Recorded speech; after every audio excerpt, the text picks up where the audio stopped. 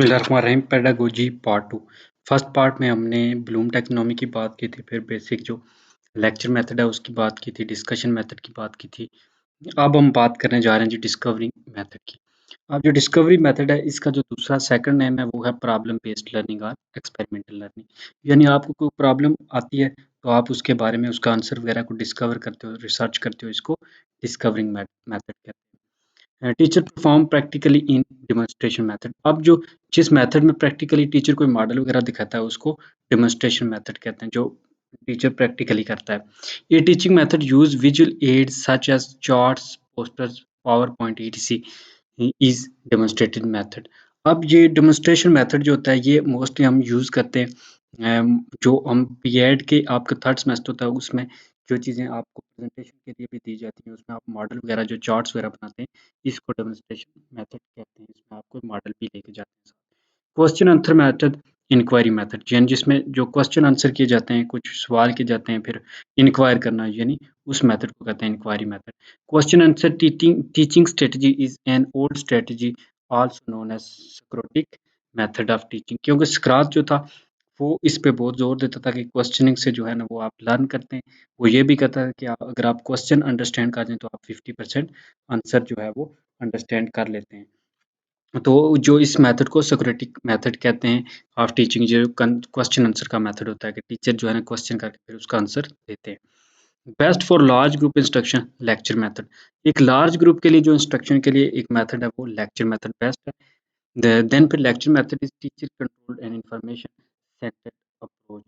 क्या होता है कि इसमें टीचर मोस्टली जो है ना वो कंट्रोल कर लेता है और इन्फॉर्मेशन उसी के पास होती है, वही जो है ना वो उसमें सेंटर होता है। क्योंकि इसमें स्टूडेंट को कोई इतना ज़्यादा मौका नहीं दिया जाता, स्टूडेंट पैसिव होते हैं, टीचर एक्टिव होता है। Lecture strategy originated from idealism philosophy. जब से आइडियलिज्म फिलॉसफी आई आइडिया की कि उन्होंने आइडिया को बहुत ज़्यादा प्रमोट किया मेंटल को, तो तब से जो है ना वो लेक्चर मेथड आया। Idealism is also known as communication strategy. Idealism जो है इसको इसका जो दूसरा नाम है वो कम्युनिकेशन स्ट्रेटजी है कि इसके ज़रिए कम्युनिकेट किया जाता है एक-दूसरे से। फिर है जी most useful for higher classes is lecture method. अब हमारे कॉलेज में भी जो है ना हमारे कॉलेजेस में भी यूज़ किया जाता है वो लेक्चर मेथड यूज़ किया जाता है। तो मोस्ट जो यूज़फुल है हायर क्लासेस के लिए वो लेक्चर मेथड है। First component of lesson planning is objectives. यही बात है कि अब लेसन प्लानिंग की बात हो रही है कि लेसन प्लानिंग में जो सबसे पहला जो कंपोनेंट होता है वो उसके ऑब्जेक्टिव्स होते हैं। ऑब्जेक्टिव हम सेट करते हैं कि हमारे ऑब्जेक्टिव कौन से होते हैं। फिर ऑब्जेक्टिव भी आगे 2 तरह के होते हैं, कुछ स्पेसिफिक होते हैं, कुछ जनरल होते हैं। Then elementary science school recommended method of teaching in Pakistan activity method. अब एलिमेंट्री लेवल साइंस लेवल पे जो स्कूल में टीचिंग मेथड यूज़ किया जाता है वो होता है एक्टिविटी मेथड के बच्चों को एक्टिविटी वगैरह करवाएँ प्रॉपर जो है ना उनसे प्रैक्टिकल वगैरह कुछ करवाएँ, सरगर्मी करवाएँ। Activity method is child centred approach. ये चाइल्ड सेंटर्ड अप्रोच होता है, इसमें चाइल्ड का जो है ना मोस्टली उनकी लर्निंग का ख़्याल किया जाता है और वही उसमें काम करते हैं, वही परफ़ॉर्म करते हैं। Student centred learning is also known as learner centred education. अब जो स्टूडेंट यानी स्टूडेंट्स को लर्नर भी आप कह सकते हैं, तो स्टूडेंट्स जो सेंटर होता है लर्निंग का जो मेथड है उसको लर्नर सेंटर्ड एजुकेशन भी कहते हैं, उसका दूसरा नाम जो है। In student centred approach focus instruction from teacher to students के जो स्टूडेंट सेंटर वाला जो मेथड है इसमें इंस्ट्रक्शन टीचर से दी जाती हैं स्टूडेंट्स को। Instruction from teacher to student. A teaching method where student is actively involved in teaching and learners are in passive or listening teacher centered method. वो method जिसमें टीचर एक्टिव होता है लेकिन जो स्टूडेंट्स हैं वो पैसिव होते हैं या वो सिर्फ सुनते हैं, इसको टीचर सेंटर्ड मेथड कहते हैं। Harvard Harvard lesson planning model steps. अब जो हार्वर्ड का लेसन प्लानिंग है उसके स्टेप्स हैं जी 5। सबसे पहले उसमें की जाती है प्रिपरेशन, फिर जो है उसमें तैयार किया जाता है इंट्रोडक्शन आपने कैसे देना है, स्टेटमेंट ऑफ एम, प्रेजेंटेशन और रिकैप्चुलेशन एप्लीकेशन। तो सबसे पहले आपने इंट्रोडक्शन देना है अपना, फिर से एम आपने सेलेक्ट करने होते हैं, फिर प्रेजेंटेशन देनी होती है, फिर एंड पे रिकैप्चुलाइजेशन का मतलब होता है कि जैसे कोई एपिसोड वगैरह रिकैप नहीं करते आप, शॉर्ट जो है ना वो 1-2 मिनट में प्रॉपर पूरा लेक्चर रिवाइज करना होता है और एंड पे आपने एप्लीकेशन बतानी होती है। Method based on Dewey's philosophy. अब जो डेवी की फिलॉसफी थी उस मेथड को प्रोजेक्ट मेथड कहते हैं। कि डेवी की फिलॉसफी पे जो मेथड बेस करता था उसको प्रोजेक्ट मेथड कहते हैं। Project method is teacher facilitated collaborative approach. तो ये एक तो टीचर की जो है ना वो फैसिलिटेट इसमें एज़ अ एक्ट करता है फैसिलिटेटर, और ये कोलैबोरेटिव है। ये दोनों के जो है ना वो कोलैबोरेशन से अप्रोच है।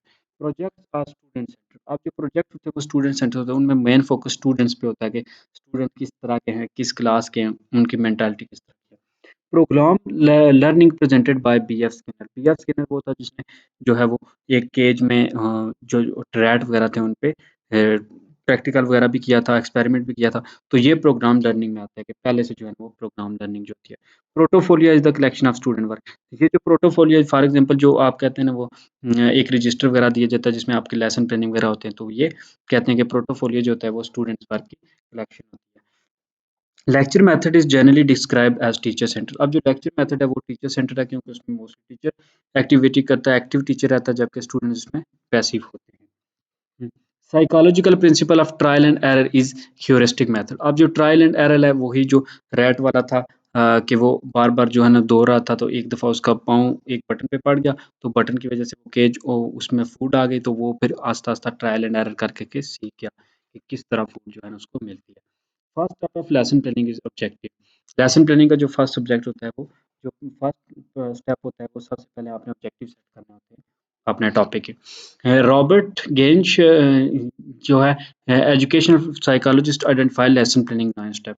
अब जो रॉबर्ट थे, रॉबर्ट जो गेनी थे, इन्होंने जो है वो 9 स्टेप दिए थे लेसन प्लानिंग के।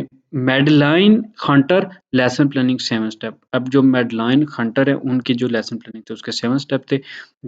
लर्निंग थ्योरी कंस्ट्रक्टिविज्म स्टेट्स 5 जो थे वो स्टेप थे लेसन प्लानिंग के, जो learning theory of constructivism states थी। Collection of feedback.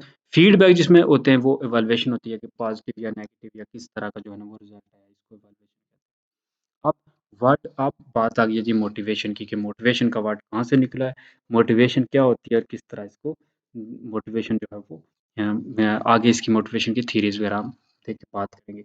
अब मोटिवेशन जो है वो डिराइव किया गया लैटिन वर्ड मूवर से, जिसका मतलब होता है मूव। ठीक है, मूव करना, हरकत करना। ये था पहला सबसे कि मोटिवेशन का वर्ड आगाज़ कहाँ से किया गया है, लिया कहाँ से गया है। तो लैटिन वर्ड है मूवर से, जिसका मतलब होता है मूव।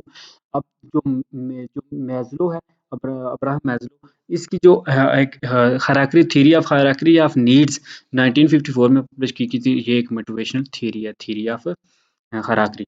फिर पीबीएल प्रॉब्लम जो बेस्ड लर्निंग है, पीबीएल की जो फुल फॉर्म है वो प्रॉब्लम बेस्ड लर्निंग है। In PBL student capture challenging situation. PBL यानी प्रॉब्लम, स्टूडेंट्स को एक प्रॉब्लम दी जाती है ताकि वो चैलेंजिंग सिचुएशन दी जाती है ताकि उस प्रॉब्लम को वो सॉल्व कर सकें। Buzz group learners are divided into small groups 2 और 3। अब जो स्टूडेंट्स का ग्रुप होता है उसको 2 या 3 ग्रुप्स में डिवाइड किया जाता है। Think pair share technique was introduced by. अब जो थिंक पेयर शेयर टेक्निक थी ये इंट्रोड्यूस की गई थी फ्रैंकन लेमैन ने इन 1981। 1981 में फ्रैंक फ्रैंक लेमैन ने एक टेक्निक इंट्रोड्यूस करी थी जिसका नाम था थिंक पेयर शेयर। ठीक है, think pair share idea of cooperative learning का आइडिया है कि मिल के जो है ना आपने सोचना है पेयर की शेप में, जोड़ों की शक्ल में, तो इसको कहते हैं कोऑपरेटिव लर्निंग की। ये एक टाइप है और इसको दिया था फ्रैंक लेमैन ने। There are 3 to 4 steps in think pair share. Think pair share में 3 टू 4 स्टेप्स होते हैं। Think pair share is useful in childhood education. ये चाइल्डहुड एजुकेशन में बहुत ज़्यादा इंपॉर्टेंट है थिंक पेयर शेयर। नेक्स्ट है जी material and work is divided in each members. हर मेंबर्स को एक मटेरियल और वर्क वर्क जो है वो और डिवाइड किया जाता है। ये जिगसा होता है, ये जिगसा की जो है ना वो था जिगसा जो ना पजल वगैरह उसमें। टू और more student work together cooperative learning. Cooperate मिलजुल के जिसमें वो काम करते हैं। एड्स विच यूज सेंस और vision are called visual aids. तो इनको विजुअल्स एड्स कहते हैं, जो इनको हम देख भी सकते हैं और सेंस भी कर सकते हैं, यानी जो हमें मोस्टली दिखाए जाते हैं, इनको विजुअल एड्स कहते हैं। नेक्स्ट है जी मॉडल्स। जो मॉडल्स वगैरह होते हैं, चार्ट्स पे फ्लैश मैप, फ्लैश कार्ड्स वगैरह, फनल फ्लैनल बोर्ड वगैरह, bulletin board, chalk board, overhead projector, slides वगैरह, ये सारे विजुअल एड्स हैं जिनको हम देख सकते हैं। Aids that involve sense of hearing are called audio aids. जो जिन्हें हम सुन सकते हैं जैसे रेडियो या कोई ऑडियो टेप है उसको हम ऑडियो एड्स कहते हैं। जिनको देख सकते हैं उनको विजुअल एड्स कहेंगे, जिनको सुन सकते हैं उनको ऑडियो एड्स कहेंगे। रेडियो, ऑडियो रिकॉर्डर, ग्रामोफोन और ऑडियो एड्स, क्योंकि इन सब में रिकॉर्डिंग वगैरह प्ले होती हैं, सुन सकते हैं, तो ये सारे ऑडियो एड्स हैं। The aids which involve the sense of vision and hearing are called audio visual aids. तो जो चीज़ें हम देख भी सकते हैं और सुन भी सकते हैं उनको हम ऑडियो विजुअल एड्स कहेंगे। अब यूनेस्को ये जो एक यूनाइटेड नेशन का अदारा है जिसका फुल फॉर्म है United Nation Education Scientific and Cultural Organization. ये जो है ना एक यूनेस्को का फॉर्म जो है वो अदारा है जो एजुकेशन वगैरह और साइंटिफिक जो और कल्चरल ऑर्गेनाइजेशन पे जोर देता है। Universal education of human right adoption in 1948। Universal जो एजुकेशन ऑफ ह्यूमन राइट है ये बेसिक राइट है अडॉप्टेशन ये 1948 में आया। आर्टिकल 28 और इसकी जो थी वो वन जो थी वर्ष of the convention of rights of children की बात करता है जो आर्टिकल 28 वन है। Convention on the rights of the child 1989 में हुई। CRC यानी convention on the rights of the child. CRC यानी convention on the right of child define the human under the 18 years are considered child. उनके मुताबिक जो बच्चे जो लोग 18 से कम एज के हैं वो चाइल्ड में आते हैं। The League of Nations adopted the Geneva Declaration of the Rights of the Child in 1924। Geneva में जो डिक्लेरेशन हुई थी उसमें लीग ऑफ नेशन ने जो है ना वो 1924 में राइट्स ऑफ चिल्ड्रन को डिक्लेयर किया। The United nation declaration of human Declaration of Human Rights 1948 in Article 25 to recognize the need of motherhood and childhood। उन्हें मदरहुड और चाइल्डहुड की नीड को जो है वो वाज़ह किया था। The United nation of general assembly adopted United nation declaration of the child 1959 में। ये अब यूनाइटेड नेशन की बात हो रही है कि उसने कब जो है ना वो एक्ट वगैरह पास हुए, कब बच्चों के जो थे वो उनके राइट्स वगैरह को अंडरस्टैंड किया गया, लोगों के राइट्स को अंडरस्टैंड किया गया। The Universal Declaration of Human Rights is seen as basis for all international legal standards for children's rights. The United Nations adopted the International Convention on Civil and Political Rights in 1966.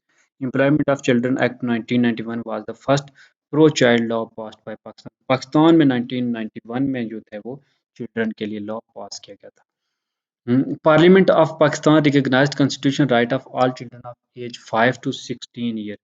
जो 5 to 16 year के बच्चे होते हैं उनको free compulsory education दी जाए, यानी matric तक जो है वो, यानी हमारे यहाँ मोस्टली कंसेप्ट है कि 16 ईयर में जो है वो मैट्रिक होती है, तो 16 5 टू 16 ईयर तक जो है फ्री एजुकेशन गवर्नमेंट प्रोवाइड करेगी। ये पाकिस्तान पार्लियामेंट ऑफ पाकिस्तान ने 2010 में जो है ना वो कॉन्स्टिट्यूशन राइट बच्चों का जो है वो रिकॉग्नाइज किया था। उसके बाद है in Pakistan minimum age of criminal responsibility 7 years. जो कम से कम एज है कि वो एक क्रिमिनल की रिस्पॉन्सिबिलिटी के लिए वो 7 ईयर्स है। Children comprises of 45% of Pakistani population. अब पाकिस्तान की पॉपुलेशन में जो बच्चे हैं यानी 18 से कम एज वाले हैं वो 45% है पाकिस्तान की पॉपुलेशन की। Human dignity and basic right in article 11। Article constitution के आर्टिकल 29 में ह्यूमन डिग्निटी और बेसिक राइट की बात हुई है। In 2010 government of Pakistan included right to education यानी RTA थ्रू आर्टिकल 25A यानी 18th अमेंडमेंट में पाकिस्तान ने जो है वो एजुकेशन राइट टू एजुकेशन जो है उसको इंक्लूड किया है कॉन्स्टिट्यूशन में। अब RTE क्या होता है, इसकी फुल फॉर्म है राइट टू एजुकेशन। अब आर्टिकल 11 है जो फॉरबिड करता है एम्प्लॉयमेंट ऑफ चिल्ड्रन के बच्चों को जो है वो उनको उनसे मजदूरी वगैरह नहीं करवानी, उनसे काम नहीं करवाना, चाइल्ड लेबर को जो है वो जुर्म करार दिया गया है आर्टिकल 11(3) में। आर्टिकल 37B में जो है कॉन्स्टिट्यूशन ऑफ पाकिस्तान स्टेटेड करता है कि हमने रिमूव करना है illiteracy and free secondary education के जो है नाखवानगी को ख़त्म करना है और education free secondary education provide करनी है। अब EFA क्या होता है, एजुकेशन फॉर ऑल के सब एजुकेशन जो है वो सब के लिए है। अब टर्म जो अब असेसमेंट की बात हो रही है। जो टर्म असेसमेंट है ये ड्राइव की गई है जी एसडर से, जिसका मीनिंग होता है सेट बिसाइड कि सिट बिसाइड। इसका मीनिंग होता है जो असेसमेंट के पीछे आप बैठ के आपने असेस करना होता है, चीज़ों को जांच पड़ताल करना होता है, उनको उनका जो है ना वो फीडबैक देना होता है। असेसमेंट फॉर लर्निंग इसको कहते हैं फॉर्मेटिव असेसमेंट कि लर्निंग के लिए असेसमेंट करना। The aim of formative assessment is to monitor student learning to provide ongoing feedback. कि इसमें जो फॉर्मेटिव असेसमेंट होता है इसमें एक फॉर्मेट बनाया जाता है प्रॉपर जो है ना वो देखा जाता है, मॉनिटर किया जाता है कि स्टूडेंट कहाँ जो है वो गलती कर रहे हैं, तो फिर उनको बाद में गाइड किया जाता है। Assessment for learning is a continuous and ongoing assessment. अब assessment for learning is a continuous. अब जो assessment for learning होता है वो continuous है और एक ongoing assessment है, ongoing वो चलती रहती है। Assessment for learning to monitor students day to day basis. अब जो assessment होती है learning की वो students को day to day basis पे monitor करते हैं। फॉर्मेटिव असेसमेंट प्रोवाइड टाइमली, जो फॉर्मेटिव असेसमेंट होते हैं ये फीडबैक प्रोवाइड करती है। असेसमेंट ऑफ लर्निंग, इसको आप समटेटिव असेसमेंट कहते हैं, समटेटिव, ठीक है, असेसमेंट ऑफ लर्निंग की दूसरा जो नेम है वो समटेटिव है। In summative learning evaluate student at the end of the course. अब इसमें एंड ऑफ द कोर्स क्या जाता है, फॉर्मेटिव में क्या था, फॉर्मेट बनाया जाता था और साथ साथ ऑन गोइंग चलता रहता, जबकि जो असेसमेंट ऑफ लर्निंग जिनको समेटिव असेसमेंट कहते हैं, ये एंड ऑफ कोर्स मोस्टली जो है ना वो दी जाती है। समेटिव लर्निंग पीरियाडिक होती है, पीरियड के हिसाब से दी जाती है कि सेमेस्टर है या सालाना है या एनुअल है, ठीक है।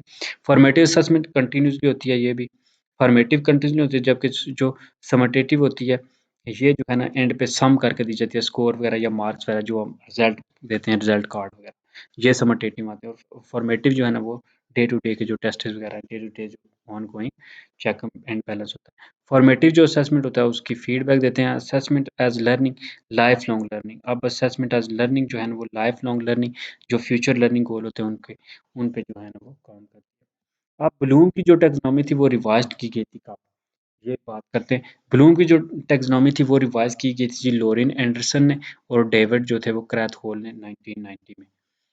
तो Bloom revised taxonomy was publish in 2001। Bloom की जो टैक्सोनॉमी को रिवाइज किया गया था वो 2001 में किया गया था, पब्लिश किया गया था। अब इसमें लॉट्स और हॉट्स में क्या डिफरेंस होता है, एलओटीएस लॉट्स होता है लो ऑर्डर थिंकिंग स्किल, और एचओटीएस होता है हाई ऑर्डर थिंकिंग स्किल। अब ऑर्डर ऑफ थिंकिंग स्किल्स क्या होता है, सबसे पहले आपने क्रिएट करना है, फिर इवाल्युएशन करनी है, एनालाइज करना है, अप्लाई करना है, अंडरस्टैंडिंग करनी है और रिमेम्बरिंग करनी है। ये सारी चीजें जो होती हैं ऑर्डर ऑफ थिंकिंग स्किल्स में, कि create, evaluate, analyse, apply, understand और रिमेंबर। पर्पस ऑफ इवैल्यूएशन क्या होता है कि जजमेंट करना होता है आपने, ये चीज़ों को आप जो है ना उसको जज करते हैं कि कैसे हो रही हैं। Evaluation that monitor learning process, उसको फॉर्मेटिव इवैल्यूएशन कहते हैं जो मॉनिटर करती है लर्निंग प्रोसेस को। नेक्स्ट है जी फॉर्मल एंड, अब टेस्ट की बात हो रही है। ये formal and systematic procedure of getting information test होता है कि एक फॉर्मल वे से और सिस्टमैटिक प्रोसीजर होता है कि आप इन्फॉर्मेशन लेने का वो होता है, आप टेस्ट लेते हैं। Instrument use to measure sample of behaviour, उसको भी टेस्ट कहते हैं कि वो कौन सा इंस्ट्रूमेंट है जो यूज होता है किसी के बिहेवियर को मेजर करने के लिए, उसको वो टेस्ट के थ्रू ही होता है। Some of question is called test. अब जो क्वेश्चन होते हैं, हम जो क्वेश्चन बनाते हैं टेस्ट में, उन तमाम के सम को हम कहेंगे कि हम टेस्ट ले रहे हैं। Quantitative description of people performance measurement, measurement के जरिए जो है तो क्वांटिटी, जो क्वांटिटी के लिहाज से जो पीपल की परफॉर्मेंस की डिस्क्रिप्शन होती है वो मेजरमेंट कहलाती है। The process of obtaining numerical values is measurement. Numerical value यानी जो नंबरों की शक्ल में होती है उसको भी मेजरमेंट कहते हैं। The purpose of evaluation, evaluation का जो पर्पस है ऊपर भी हम पढ़ चुके हैं, वो जजमेंट होता है, make judgement about the quality of something, किस चीज़ की क्वालिटी के बारे में जजमेंट करना होता है। The assess of achievement eight the end of the instruction, उसको समेटिव असेसमेंट कहते हैं कि एंड ऑफ द इंस्ट्रक्शन, जो पहले इंस्ट्रक्शन देते हैं या कोई टाइम पीरियड सेट करते हैं, वो जब पूरा होता है उसके बाद फिर जो असेसमेंट देते हैं उसको समेटिव असेसमेंट कहते हैं। वास्ट ऑफ स्कोप जो है वो इवैल्यूएशन कहलाता है कि बहुत ज़्यादा जो है ना स्कोप होना। लीस्ट टेस्ट का जो होता है वो लीस्ट ऑफ स्कोप होता है, यानी ज़्यादा के लिए जो होता है ना वो इवैल्यूएशन होता है, या ज़्यादा टाइम के लिए, जो ज़्यादा टाइम के बाद की जाती है उसको इवैल्यूएशन कहते हैं, और जो लीस्ट छोटा होता है स्कोप वो टेस्ट का होता है। सीक्वेंस अब कैसे होता है, सबसे पहले आपने टेस्ट करना है, फिर मेजरमेंट, फिर असेसमेंट, एंड पे आती है सबसे फाइनल स्टेज पे इवैल्यूएशन आपने करना होता है। पहले टेस्ट लिया, फिर आपने मेजरमेंट की कि कितने नंबर वगैरह हुए, फिर आप उसको सर्च करते हो, फिर एंड पे इवैल्यूएशन देते हो। नेक्स्ट है permanent difficulties in learning are investigated in diagnostic. अब डायग्नोस का मतलब पता ही यही होता है कि डायग्नोस का किसी जो बीमारी है तशखीस करना किस चीज़ की जो है ना वो उसमें फ्लाज वगैरह या उसमें खामियां क्या है ये। तो किसी जो डिफिकल्टीज वगैरह जो मुश्किल वगैरह है ये लर्निंग के दौरान परमानेंट, उनको इन्वेस्टिगेट करने को डायग्नोस्टिक इवैल्यूएशन कहते हैं। A diagnostic assessment is a form of pre assessment where teachers can evaluate students अब जो डायग्नोस्टिक असेसमेंट होता है उसमें प्री असेसमेंट होती है जहाँ पे टीचर जो है ना वो स्टूडेंट्स को इवैल्यूएट करते हैं। अब इसमें स्ट्रेंथ की जाती है, उनकी वीकनेस, उनका नॉलेज और उनकी स्किल वगैरह जो है ना वो असेस की जाती है। Diagnostic assessment are used to check current knowledge. Diagnose करने के लिए हम जो है ना वो चेक करते हैं, असेसमेंट करने के लिए कि करंट नॉलेज उसका कितना है। Diagnostic assessment is a form of pre assessment. ये एक प्री असेसमेंट की फॉर्म है जिसमें असेसमेंट यानी प्रॉपर असेसमेंट लेने से पहले देखा जाता है। Diagnostic assessment to check the students what they already know. अब इसमें ये जिस तरह पीके टेस्ट होता है प्रीवियस नॉलेज का, बिल्कुल इस तरह जो है ना इसको डायग्नोस्टिक असेसमेंट करने से पहले जो है ना उसका देखा जाता है कि स्टूडेंट्स के पास नॉलेज कितना है। Procedure use to determine person ability maximum performance test. वो प्रोसीजर जो यूज़ होता है कि किसी पर्सन की जो है ना एबिलिटीज़ कितनी है, इसको मैक्सिमम परफॉर्मेंस टेस्ट कहते हैं। More reliable question making multiple choice question. अब जो सबसे ज़्यादा रिलायबल क्वेश्चन वो कहता है होते हैं जो मार्किंग के लिए उनको मल्टीपल चॉइस क्वेश्चन कहते हैं, एमसीक्यूज जो होते हैं। Faculty values less than 0.20 means ये आइटम इज डिफिकल्ट। अगर उसकी जो फैसिलिटी वैल्यू है वो लेस देन 0.20 मीन्स होगी 20 होगी तो उसका हम आइटम इज डिफिकल्ट कहेंगे। Discrimination value of more than 0.4 means item is acceptable. अगर वो डिस्क्रिमिनेशन 0.4 से ज़्यादा हो तो फिर हम उसको आइटम को एक्सेप्टेबल कहेंगे। नेक्स्ट है जी solving problem of concrete materials, इसको हम कहेंगे परफॉर्मेंस टेस्ट। तो यहीं तक आज रखते हैं, नेक्स्ट हम जो है ना इंशाल्लाह थर्ड फेज में आगे बात करेंगे। तब तक के लिए अल्लाह हाफिज़। लाइक कर दें वीडियो को और सब्सक्राइब करें चैनल को।